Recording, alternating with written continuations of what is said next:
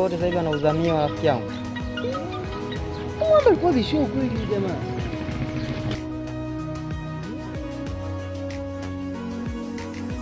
Nimehamisi sana maisha yangu ya awali, ila na imani nitapambana, nitarudi pale nilipokuwa awali. Cheki ninavyodhalilika, cheki ninavyoonekana kama kinyaa hivi mtaani kwa sasa. Mimi na imani katika uwepo wako Mwenyezi Mungu nitarudi pale nilipokuwa awali.